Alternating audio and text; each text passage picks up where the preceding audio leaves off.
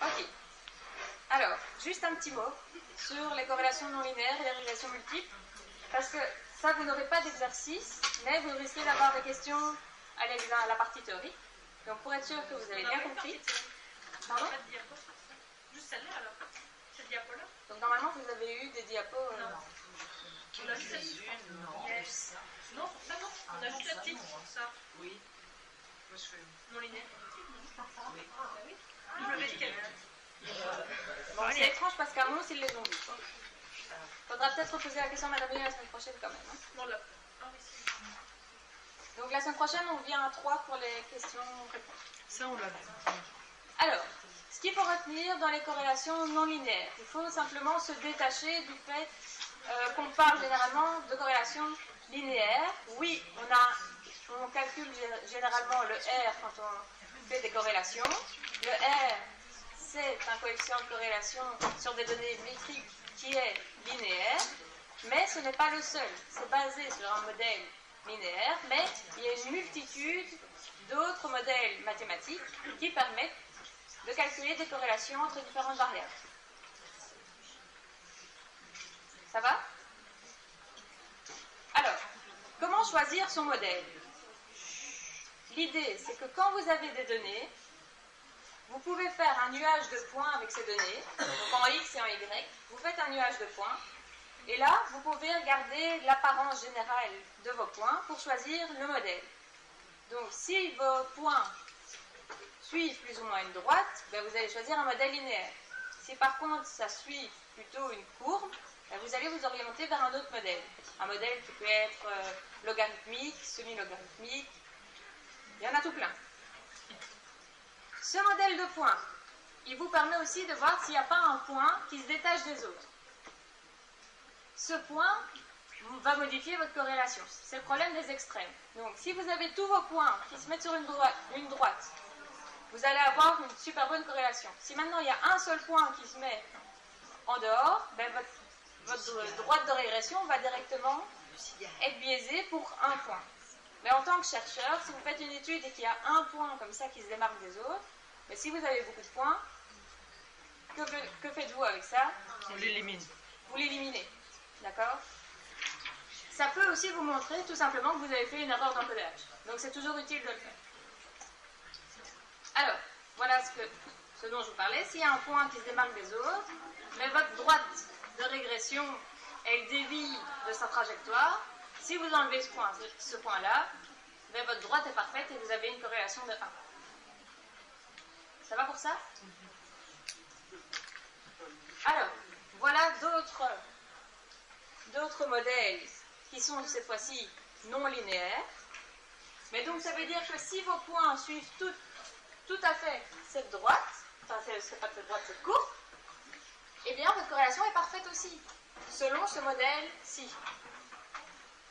Ça va ? Donc en fonction du modèle, ben, votre corrélation peut être bonne ou mauvaise. C'est un peu les joies des statistiques, on peut faire dire un peu ce qu'on veut à nos données. Donc, pourquoi vous voyez à chaque fois, donc ça c'est pour la réciproque, vous avez la double logarithmique. Pourquoi double ? Parce que c'est logarithmique en X et en Y, et vous avez la semi-logarithmique ici, juste en Y. Voilà, c'est tout. Alors pourquoi à chaque fois vous avez un calcul de R, à votre avis ? C'est pour voir dans quelle mesure nos points se rapprochent de cette courbe-là. Alors en fait, vous voyez le R, vous vous souvenez du calcul du R, de la formule, ça ressemble à ça. Parce qu'on ne vous demande pas de connaître la formule du R. Mais ici, en fait, à chaque fois qu'on a un X ou un Y, on a remplacé par logarithme de X et logarithme de Y parce qu'on est dans une double logarithmique. Donc sinon, c'est vraiment la formule du R.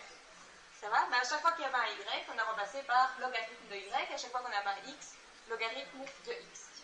En fait, ces calculs, à chaque fois de R, vous permettent de relinéariser la courbe. Et donc, on se rapproche d'une droite en faisant ce calcul.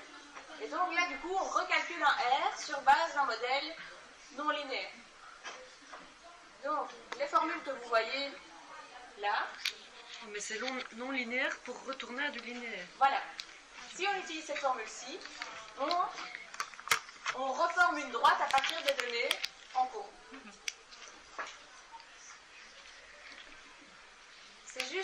c'est juste une indication, il n'y a pas d'exercice là-dessus, hein, mais au moins, vous savez qu'on utilise une formule de R en remplaçant des valeurs de X ou de Y et ou les deux, en utilisant des logarithmes, si on est dans un modèle logarithmique, en utilisant l'inverse, si on est dans un modèle de l'inverse, c'est pour la réciproque. Et en fait, on va créer une droite